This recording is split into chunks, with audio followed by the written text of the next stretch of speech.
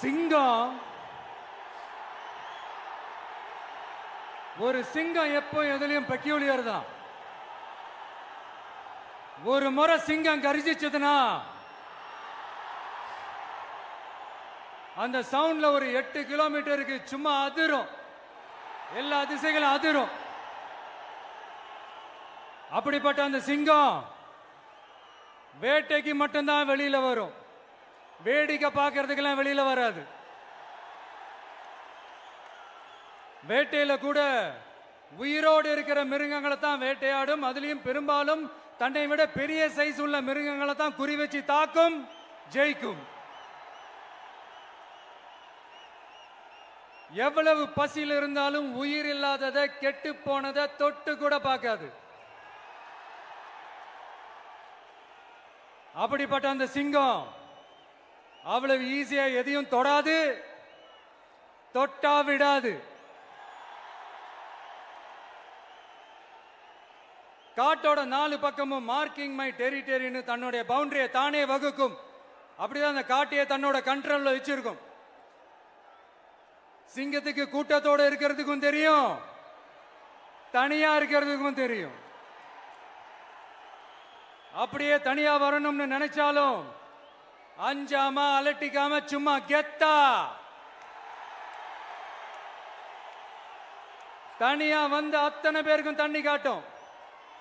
எப்போ எதிலையும் தன்னோட தனித்தன்மையை இழக்கவே இழக்காது. Yes, a lion is always a lion.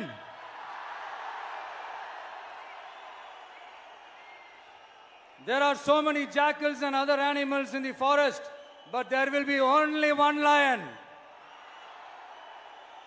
And even if it is single, it will be the king of jungle. It is not only a description but also a clear declaration. சிங்கத்தை பத்தி பேசிட்டு நம்ம சிங்க குட்டிகளையும் சிங்க பெண்களையும் பத்தி நம்ம பேசாம இருக்க முடியுமா? அவங்களை எப்படி நான் மறப்பேன்? அவங்க தான் என்னுடைய உயிராச்சே, என் நெஞ்சில் குடியிருக்கும்.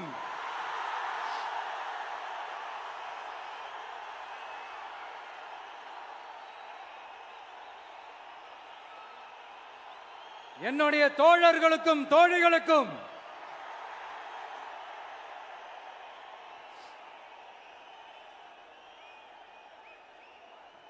நேர்ல வர முடியாத சூழல்ல வீட்டில் இருந்துகிட்டே நம்மளோட இந்த மாநாட்டில் நேரலை வாயிலாக கலந்துகிட்டு இருக்கிற என்னுடைய அம்மாக்கள், அக்கா தங்கைகள், அண்ணன் தம்பிகள், நண்பர்கள் அனைவருக்கும் என்னோட உயிர் வணக்கம். என்னோட உயிர் வணக்கம், என்னோட உயிர் வணக்கம்.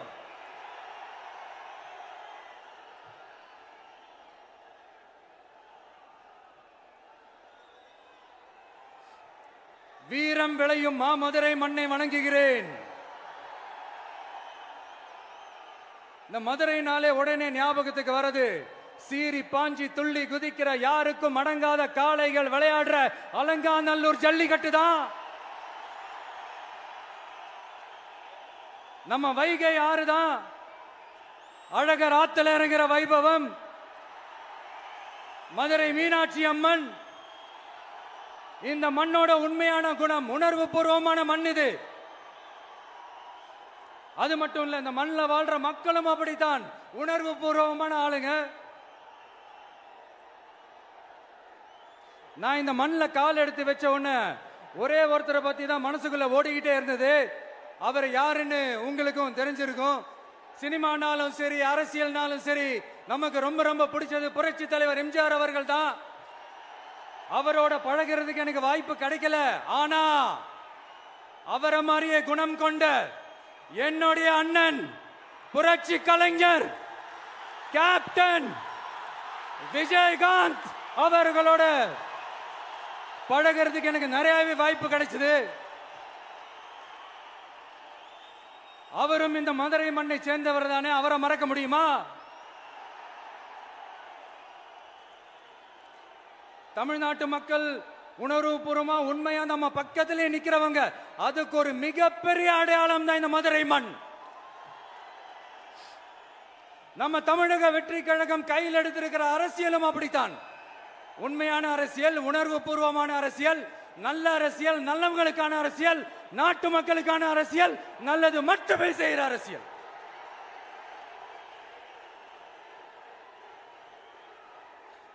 இதோ நம்மளுடைய இந்த இரண்டாவது மாநில மாநாடு வாகை சூடும் வரலாறு திரும்புகிறது.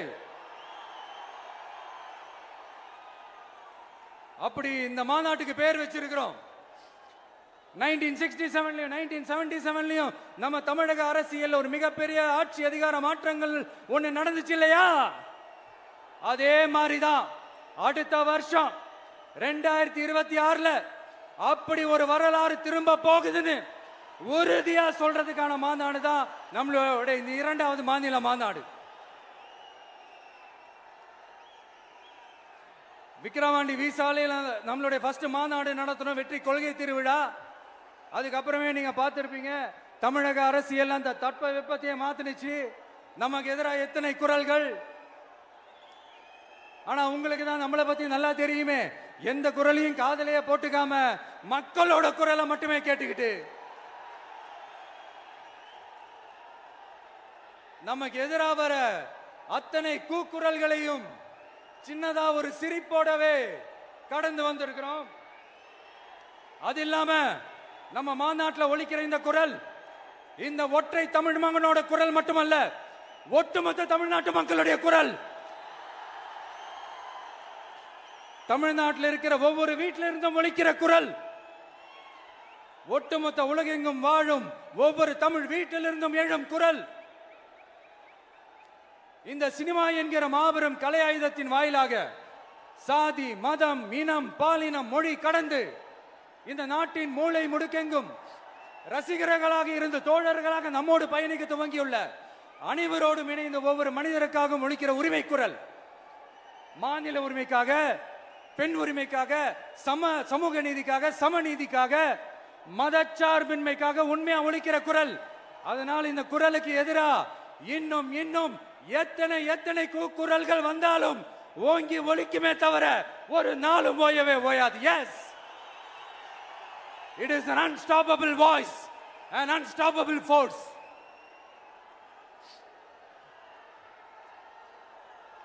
நம்ம அரசியலுக்கு வர்றதுக்கு முன்னாடி அட இவரெல்லாம் வர மாட்டாரியா, அவரே வரல, இவரே வரல, இவருங்க வர போறாரு அப்படின்ட்டு நிறைய பேர் ஜோஷியம் சொன்னாங்க. அப்புறம் நம்ம கட்சியினுடைய பேர் அறிவிச்சதுக்கு அப்புறம் பேரு தானே அறிவிச்சிருக்கிறாரு, மக்கள் கிட்ட பேர் வாங்கணும்ல, அதெல்லாம் முடியாதுன்னாங்க. அப்புறம் ரொம்ப முக்கியமா மாநாடுலாம் எவ்வளவு பெரிய விஷயம், அதெல்லாம் இவர் ஒத்தால எப்படி பண்ண முடியும், சும்மா பக்கத்தில் புஷியானதை வச்சுக்கிட்டு மாநாடுல எப்படி நடத்தி காட்ட முடியும், அதெல்லாம் அவங்களால முடியாது. அப்புறம் மழை பெஞ்சு எல்லாத்தையும் எடுத்துரும். ஏன் என் கூட இருக்கிறவங்களே கூட தான் சொன்னாங்க. அதுக்கப்புறம் என்ன நடந்துச்சுன்னு உங்க எல்லாருக்குமே தெரியும். இப்ப புதுசா ஒண்ணு சொல்ல ஆரம்பிச்சிருக்கிறாங்க. அது என்னடானா, ஆட்சியை பிடிக்கிறதெல்லாம் அவ்வளவு ஈஸி இல்லை இல்லையா. இப்ப அதெல்லாம் விட்டாங்க, இப்ப இங்க வந்துட்டாங்க. இவர் நேரா ஷூட்டிங்ல இருந்து வருவாராம், வந்து ஆட்சியை பிடிப்பாராம். அது எப்படி இவராலே முடியும், அவராலேயே முடியல, இவராலேயே முடியல, அவருக்கு அத்தனை வருஷம் ஆச்சு, இவராலே எப்படி முடியும் ஒரு பக்கம். இன்னொரு பக்கம் கூட்டம்லாம் ஓகே தான், அது எப்படி ஓட்டா மாறும் அப்படின்றது இன்னொரு பக்கம்.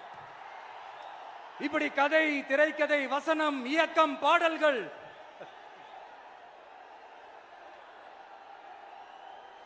அதனால இந்த அரசியல் ஆய்வாளர்களுக்கு நான் சொல்றதெல்லாம் ஒன்னேதான், நல்லா கேட்டுக்கங்க.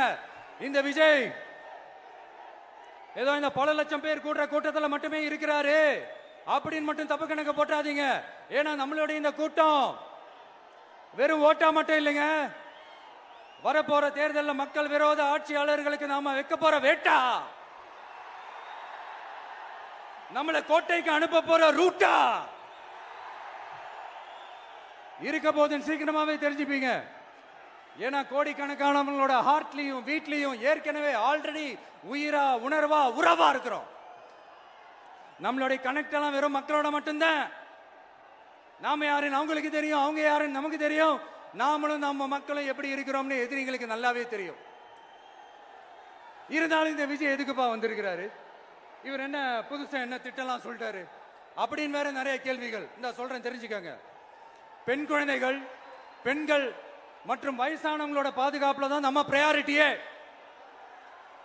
அடுத்து இளைஞர்கள், உழவர்கள், உழைப்பாளர்கள், நெசவாளர்கள், மீனவர்கள், ஆதரவற்ற முதியோர்கள், மாற்றுத்திறனாளிகள், மூன்றாம் பால் இனத்தவர்கள்னு இன்னும் இங்க யாருக்கெல்லாம் கவர்மெண்டோட ஒரு ஸ்பெஷல் அட்டென்ஷன் தேவையோ அவங்க எல்லாருக்குமான ஒரு கவர்மெண்ட் அமைக்கிறது தான் நம்ம இலக்கே. நான் ஏற்கனவே சொன்னது தான் நான் திரும்பவும் சொல்றேன். நம்மளுடைய இந்த தமிழக வெற்றி கழகம் ஏதோ அரசியல் ஆதாயத்துக்காக தொடங்கப்பட்ட கட்சியெல்லாம் கிடையாதுங்க.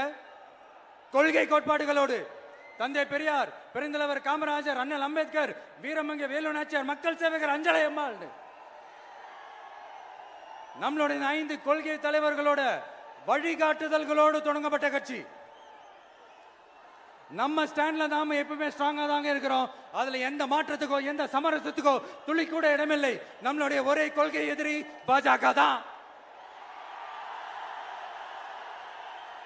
நம்மளுடைய ஒரே அரசியல் எதிரி திமுக தான். எப்படி? நம்மளுடைய ஒரே கொள்கை எதிரி, நம்மளுடைய ஒரே அரசியல் எதிரி ஏதோ அண்டர் கிரவுண்ட் ஆதாயத்துக்காக டீல் போட்டுக்கிட்டு டீல் பேசிக்கிட்டு இந்த அலையன்ஸ் வச்சுக்கிட்டு இந்த ஊரை ஏமாத்துற கட்சி எல்லாம் நம்ம டிவிக்கே கிடையாதுங்க. யாருக்காகவும் எதுக்காகவும் எந்த பயமும் கிடையாது. மாபெரும் பெண்கள் சக்தி நம்மளோட இருக்கிறாங்க, மாபெரும் இளைஞர்கள் சக்தி நம்மளோட இருக்கிறாங்க, ஒட்டுமொத்த தமிழ்நாட்டு மக்களுடைய சக்தி நம்மளோட நிக்கிறாங்க. அப்படி இருக்கும்போது இந்தியாவில் இருக்கிற எல்லா ஸ்டேட்லயும் வாழ்ற நம்ம தமிழ் நெஞ்சங்கள் மட்டும் இல்ல, உலகம் பூரா 100க்கும் மேலான நாடுகள்ல வாழ்ற நம்ம தாய் தமிழ் உறவுகள் எல்லாருமே என்ன விஜய் தளபதி விஜய் இல்லனா விஜய் தளபதி இப்படி சொந்தம் கொண்டாடுற கோடிக்கணக்கானவங்களோட அன்பு மாசியும் நம்மளோட இருக்கும்போது, இவங்க எல்லாருமே நம்மளோட நிற்கும் போது எதுக்குங்க இந்த பாசிச பாஜகவோட நேரடி கூட்டணியோ இல்ல மறைமுக கூட்டணியோ உறவு வச்சுக்க? நாம என்ன உலகமாக ஊழல் கட்சி? என்ன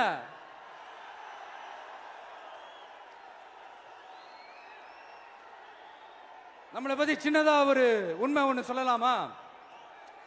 என்னடா இவர் வாயால இப்படி சொல்றாருன்ட்டு யாரும் தவறா நினைச்சுக்க வேணாம். ஏன்னா இது ஒரு விதத்துல ஒரு ஃபேக்டும் கூட. அதனாலதான் நான் சொல்லணும்னு ஆசைப்படுறேன். நம்ம யார் தெரியும்ல? நாம எல்லாருமே சொல்றேன். நாம யார் தெரியும்ல? இந்தியாவின் மாபெரும் மக்கள் சக்தி கொண்ட ஒரு மகத்தான வெகுஜன மக்கள் படை.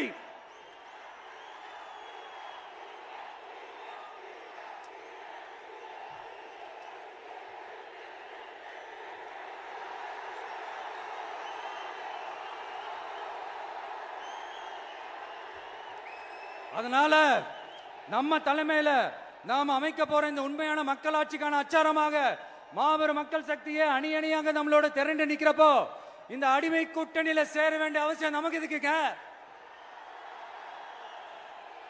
நம்மளுடைய இந்த கூட்டணி சுயமிழந்த கூட்டணியெல்லாம் இருக்காது, சுய மரியாதை கூட்டணியா தான் இருக்கும். இந்த ஒரு பக்கம் RSS கிட்ட அடிபணிஞ்சுக்கிட்டு, இன்னொரு பக்கம் மதச்சார்பற்ற கூட்டணின்னு இந்த மக்களை ஏமாத்துற கூட்டணியெல்லாம் நம்ம கூட்டணி இருக்காது.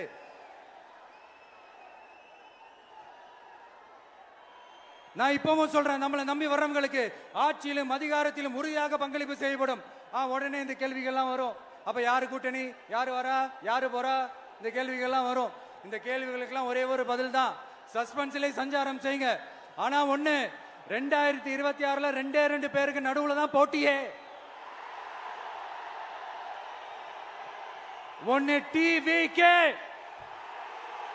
இன்னொன்னு DMK. இந்த போட்டி எப்படி இருக்க போதுன்னா, இந்த அலையன்ஸை வச்சு எப்படியாவது நம்ம தப்பிச்சிடலாம்.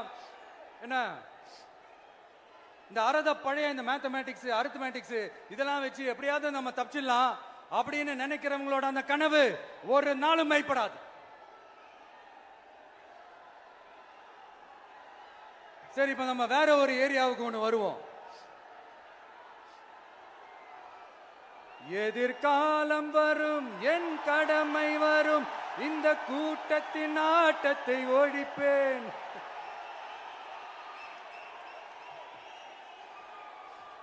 மக்கள் அரசியல் என்ற அந்த சவுக்க கையில் எடுக்கலாமா? யாருக்கு எதிரான தானே கேக்குறீங்க? வேற யாரு? மறைமுக உறவுக்காரர்களான பாசிச பாஜகவும் பாய்சன் திமுகவும் தான். மாண்புமிகு பிரதமர் நரேந்திர மோடிஜி அவர்களே,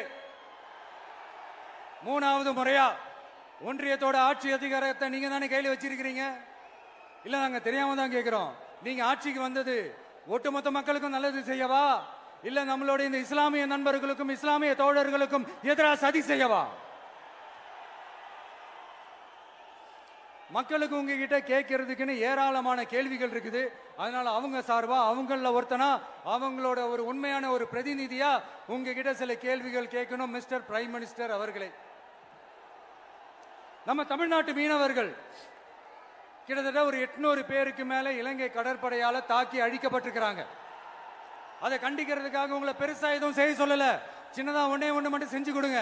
இனிமேலாச்சும் எங்களுடைய மீனவர்கள் பாதுகாப்பா இருக்கிறதுக்காக இந்த கச்சத்தீவை இலங்கை கிட்ட இருந்து மீட்டு கொடுத்துருங்க, அது போதும். உங்களுடைய இந்த முரட்டு பிடிவாதத்தால நீங்க நடத்துற இந்த நீட்டு தேர்வு, அதனால இங்க என்னென்ன நடக்குதுன்னு சொல்றதுக்கே மனசு வலிக்குது. அதனால அந்த நீட்டு தேர்வு தேவையில்லைன்னு அறிவிச்சிருங்க, அது போதும். செய்வீர்களா திரு நரேந்திரபாய் தாமோதர் மோடிஜி அவர்களே? எங்களுக்கு என்னென்ன தேவையோ என்னென்ன நல்லதோ அதெல்லாம் செய்ய மாட்டேங்கிறீங்க. ஆனா ஆட்சி அதிகாரத்தை மட்டும் கையில வச்சுக்கிட்டு மக்களை ஏமாத்த நேரடியாக ஒரு பாசிச பாஜக அடிமை கூட்டணி ஒண்ணு. அடுத்து உங்களோட இந்த மைனாரிட்டி ஆட்சியை ஓட்டுறதுக்காக மறைமுகமாக RSS அடிமை குடும்பம்னு இன்னொரு கூட்டணி. இப்படி மக்கள் சக்தியே இல்லாத இந்த ஊழல் கட்சிகளை மிரட்டி அடிபணிய வச்சு 2029 வரைக்கும் சொகுசு பயணம் போயிடலாம்னு திட்டம் தீட்டி வச்சிருக்கிறீங்க. அதானே ஜி? என்ன ஜி? ஒண்ணு மட்டும் சொல்றேன், தெரிஞ்சுக்கங்க. என்னதான் நீங்க இந்த நேரடி மறைமுக கூட்டணி குட்டிகரணம் போட்டாலும் தாமரை இலையில தண்ணியே ஒட்டாது. தமிழக மக்கள் மட்டும் எப்படி ஒட்டுவாங்க?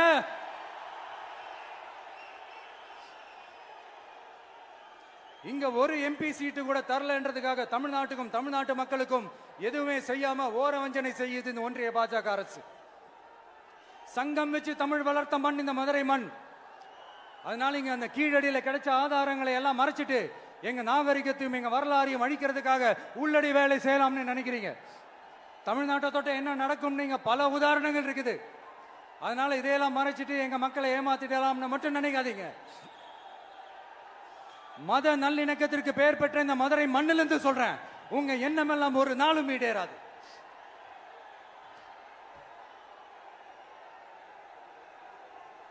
எம்ஜிஆர்னா யார் தெரியும்ல? அவர் மாஸ்னா என்னன்னு தெரியும்ல? அவர் உயிரோடு இருக்கிற வரைக்கும் அந்த சிஎம் சீட்டை பத்தி ஒருத்தராலையும் நினைச்சு கூட பார்க்க முடியல, கனவு கூட காண முடியல. எப்படியாவது அந்த சிஎம் சீட்டை என்கிட்ட கொடுத்துருங்க, என் நண்பர் எம்ஜிஆர் திரும்ப வந்ததுக்கு அப்புறம் நான் திருப்பி கொடுத்துறேன்னு தன்னோட எதிரியை கூட மக்கள் கிட்ட கெஞ்ச வச்சவர் எம்ஜிஆர். எப்படி கெஞ்ச வச்சவர்? அதனால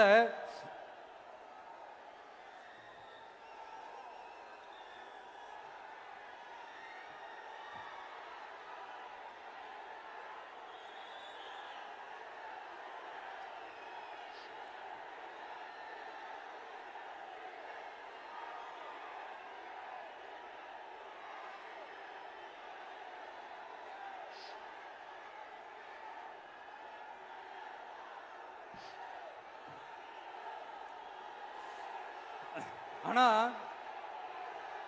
இப்போ அவர் ஆரம்பிச்ச அந்த கட்சியை, எம்ஜிஆர் அவர்கள் ஆரம்பிச்ச அந்த கட்சியை கட்டி காக்கிறது யாரு? இன்னைக்கு அந்த கட்சி எப்படி இருக்குது? அதை நான் சொல்லிதான் உங்களுக்கு தெரியணுமா என்ன? அப்பாவி தொண்டர்கள் அதை வெளியில சொல்ல முடியாம வேதனையில தவிக்கிறாங்க. 2026 சட்டமன்ற தேர்தலில் யாருக்கு ஓட்டு போடணும், எப்படிப்பட்ட ஆட்சி இங்க அமையணும்னு அந்த அப்பழுக்கற்ற அந்த தொண்டர்களுக்கும் ரொம்ப நல்லாவே தெரியும். அதனால என்ன வேஷம் போட்டுக்கிட்டு பாஜக இங்க தமிழ்நாட்டுக்குள்ள வந்தாலும் அவங்க வித்தை எல்லாம் இங்க வேலைக்கே ஆகாது. இப்படி பொருந்தா கூட்டணியா இந்த பாஜக கூட்டணி இருக்கிறதுனால இப்ப ஆட்சியில இருக்கிற இந்த வெற்றி விளம்பர மாடல் திமுக என்ன செய்யுதுன்னு தெரியும்ல? பாஜகவோட உள்ளுக்குள்ள ஒரு உறவை ஒண்ணு வச்சுக்கிட்டு வெளியில எதிர்க்கிற மாதிரி ஒரு டிராமா ஒண்ணு பண்ணிக்கிட்டு எதிர்கட்சியா இருந்தா போங்க மோடின்னு பலூன் விடுறது, ஆளுங்கட்சியா இருந்தா வாங்க மோடின்னு கொடை பிடிச்சுக்கிட்டு கும்பிடு போடுறது. இது மட்டுமா? ஒரு ரைடுன்னு ஒன்று வந்துட்டா போதும், இது வரைக்கும் போகவே போகாத ஒரு மீட்டிங், அதை காரணம் காட்டி டெல்லிக்கு போறது, அங்க ஒரு சீக்கிரட் மீட்டிங் நடத்துறது. நல்லா நோட் பண்ணணும் மக்களே, அந்த மீட்டிங் அப்புறம் இந்த இஷ்யூ அப்படியே காணாம போயிருக்குமே. அதேதான். Stalin uncle, what uncle is very wrong uncle.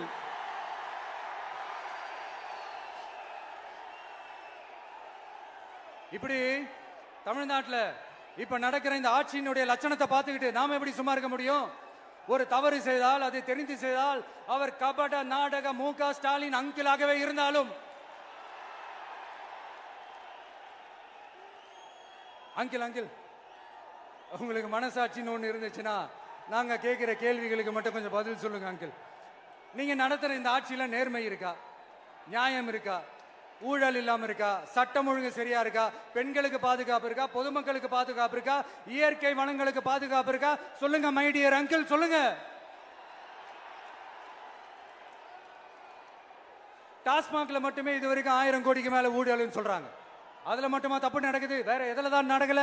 உலகத்திலே மிஸ்டர் கிளீன் ரெக்கார்ட்ஸ் எல்லாம் உங்களுக்கும் உங்க கூட இருக்கிறவங்களுக்கும் மட்டும்தான் அங்கிள் கொடுக்கணும்.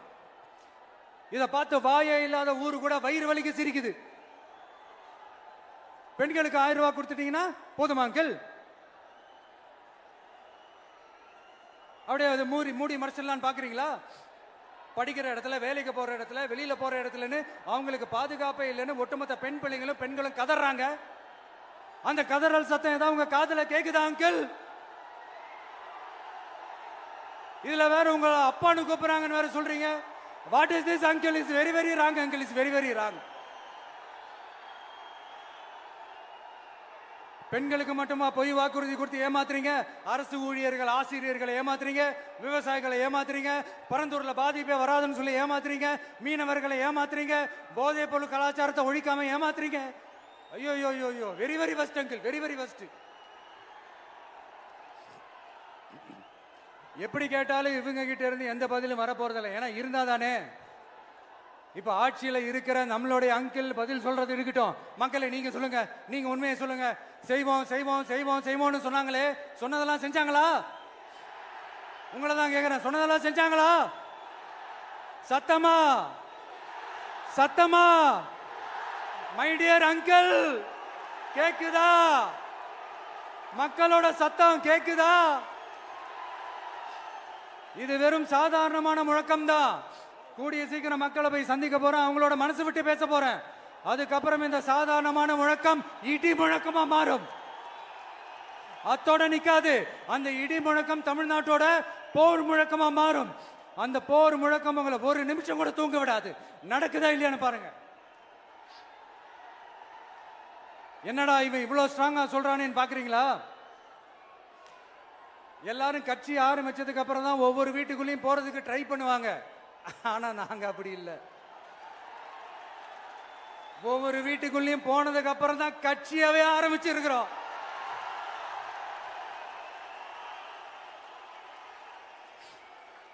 அதனால ஒட்டுமொத்தமா எல்லாருமா சேர்ந்து இந்த திமுக ஆட்சிய, கபட நாடக திமுக ஆட்சிய 2026 தேர்தலில் வீட்டுக்கு அனுப்புறோம். வீட்டுக்கு அனுப்புறோம். என்ன நண்பா, சரிதானே? என்ன நண்பி, செய்வீர்கள் தானே? இப்போ உங்களுக்கு சின்னதா ஒரு சர்ப்ரைஸ். நம்ம கட்சியினுடைய வேட்பாளர் பட்டியலை இப்ப நான் அறிவிக்க போறேன். மதுரை கிழக்கு வேட்பாளர் விஜய். இன்னும் முடிக்கல. ஒரு நிமிஷம், இன்னும் முடிக்கல. மதுரை மேற்கு வேட்பாளர் விஜய்.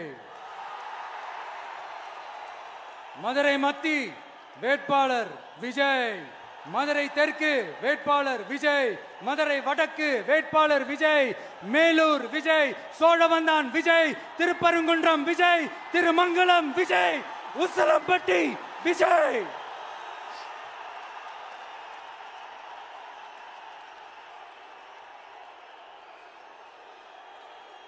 என்னடா எல்லா தொகுதியிலையும் ஒரே வேட்பாளர்னு பாக்குறீங்களா? 234 தொகுதியிலையும் இந்த விஜய் தான், அதாவது உங்க விஜய் தான் உங்க சின்னம்.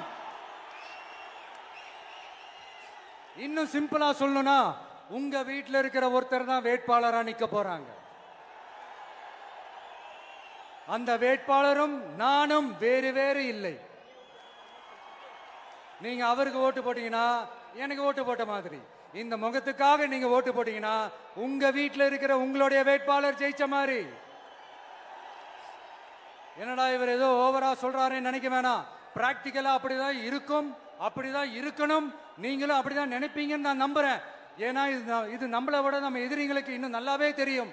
அதனால எல்லாம் இந்த அதிகார பலம் எல்லாத்தையும் தூக்கிட்டு வந்துருவாங்க. வரட்டும், பாத்துக்கலாம். TVK will take it, TVK will meet it, TVK will compete with it and TVK will conquer it, TVK will conquer it.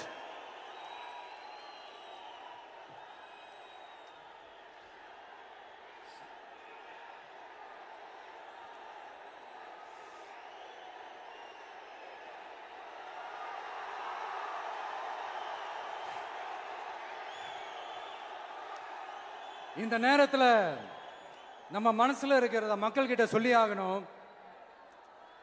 Thoothukudi ஸ்னோலினோட அம்மா என்ன அவங்களோட தம்பி, இன்னும் அவங்க பொண்ணுக்கு நான் தாய் மாமன்னு சொன்னாங்க. அந்த அக்காவோட குழந்தைங்க மட்டும் இல்லைங்க, என்ன அண்ணனா தம்பியா நினைக்கிற தமிழ்நாட்டில் இருக்கிற என்னோட எல்லா சகோதரிகளின் குழந்தைகளுக்கும் நான் இன்னைக்கு மட்டும் இல்ல, என்னைக்குமே ஒரு தாய் மாமனா தான் இருப்பேன். நீங்க எல்லாரும் என்னுடைய ரத்த உறவு, கூட பிறந்த பொறுப்பு. என் வீட்டு ரேஷன் கார்டுல வேணா உங்க பேர் இல்லாம இருக்கலாம், உங்க வீட்டு ரேஷன் கார்டுல வேணா என் பேர் இல்லாம இருக்கலாம். ஆனா நாம் எல்லாரும் ஒண்ணுதான், உறவுதான். நமக்கு இடையே எந்த அரசியலும் உள்ள நுழையவே முடியாது. என்கிட்ட இருந்து உங்களையும் உங்ககிட்ட இருந்து என்னையும் எந்த சக்தியாலும் பிரிக்கவே முடியாது. அப்புறம் நான் ஒன்னும் இந்த மார்க்கெட் போனதுக்கு அப்புறம், ரிட்டையர் ஆனதுக்கு அப்புறம் அடைக்கலம் தேடி அரசியலுக்கு வரல. படைக்கலனோட வந்திருக்கிறோம். பவர்ஃபுல் போர்ஸோட, மாபெரும் படை வரிசையோட, எல்லாத்துக்கும் தயாராகி தான் வந்திருக்கிறோம். இவ்வளவு தயாரா நாம அரசியலுக்கு வர்றதுக்கு ரொம்ப ரொம்ப முக்கிய காரணம் ஒண்ணு இருக்கு. அது என்ன தெரியுமா? நன்றி கடன், நன்றி கடன், நன்றி கடன். கிட்டத்தட்ட ஒரு 30 வருஷமா, 30 வருஷத்துக்கு மேல நீங்க தான், நம்ம மக்கள் தான் என் கூட நிக்கிறீங்க, எனக்காக நிக்கிறீங்க, என்னை தாங்கி பிடிக்கிறீங்க, மனசுல ஏந்தி பிடிக்கிறீங்க, தாய் அன்போட மடியில ஏந்திக்கிறீங்க. உண்மையை சொல்லணும்னா வேற யாரை விடவும் எனக்கு இந்த அன்பையும் ஆதரவையும் கொடுத்திருக்கிறீங்க. என் மேல உயிரையே வச்சிருக்கிறீங்க. என்ன உங்க வீட்டுல ஒருத்தனாவே ஆக்கிட்டீங்க. நீங்க எனக்கு கடவுள் கொடுத்த வரம்.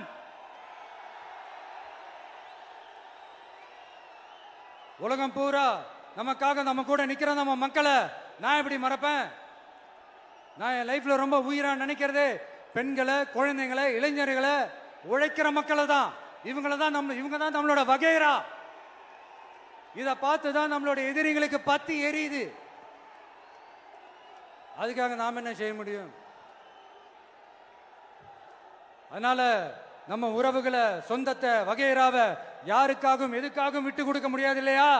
Here at this moment among this August gathering, I want to open my heart and say I enjoy people, I respect people, I worship people.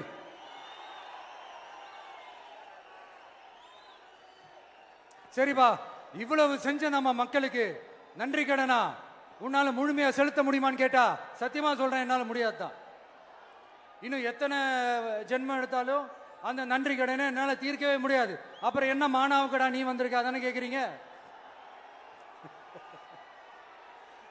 Mind voice கேட்ட மாதிரி இருந்து. வாழ்நாள் முழுக்க நம்ம மக்களுக்காக ஆதரவா துணையா நிக்கிறத தவிர, அவங்களுக்காக உழைக்கிறத தவிர எனக்கு வேற எந்த எண்ணமும் இல்லை. எனக்கு இப்ப வேற வேலையும் இல்லை. இனிமே எனக்கு இதுதான் என் வேலையே, என் கடன் இனி என் மக்களுக்கு பணி செய்து கிடப்பதே. இப்படியா ஹார்ட் டு ஹார்ட் யதார்த்தமா பேசிய பழகிட்டோம். இதுக்கு மேலேயும் எனக்கும் மக்களுக்கும் இடையே இருக்கிற அந்த உறவை பத்தி நான் பேச ஆரம்பிச்சேன்னா ஒரு மாதிரி எமோஷனல் ஆயிடுவேன். அப்புறம் அதை கண்ட்ரோல் பண்றது ரொம்ப கஷ்டம். அதனால என்ன மனசார நேசிக்கிற நம்ம மக்களுக்கு ஒண்ணு சொல்றேன். இந்த விஜய் உங்க விஜய், உங்களுக்கான விஜய், உங்களுக்காக மட்டுமே இருக்கிற விஜய். உங்க கூட நிக்க, உங்களுக்காக நிக்க, உண்மையா நிக்க, உணர்வோட நிக்க, உறுதியா நிக்க, உங்க கூட பேச, உங்களுக்காக பேச, உண்மையா பேச, உணர்வோட பேச, உறுதியா பேச, உங்களுக்காக சேவை செய்ய உங்க விஜய் நான் வர.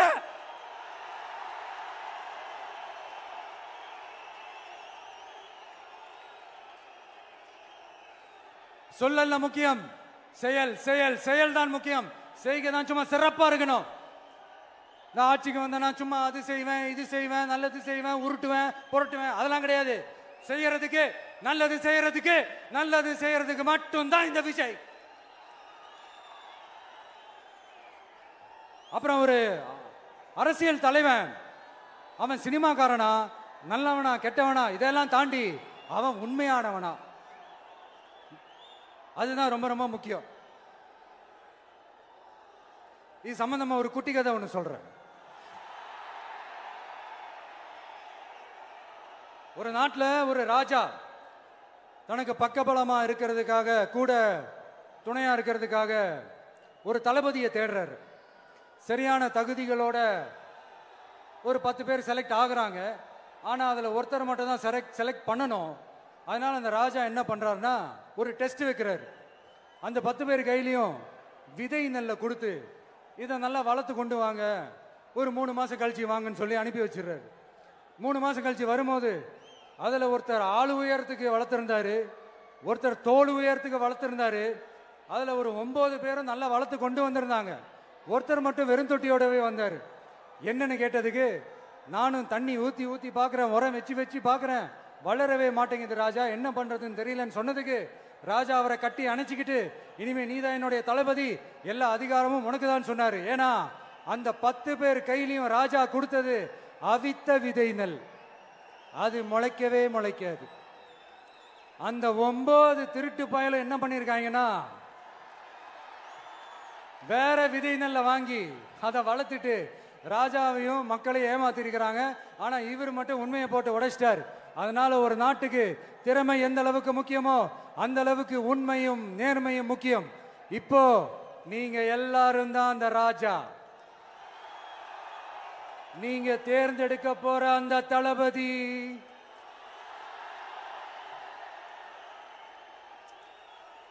சும்மா சினிமாக்காரன் சினிமாக்காரன் சினிமாக்காரன்.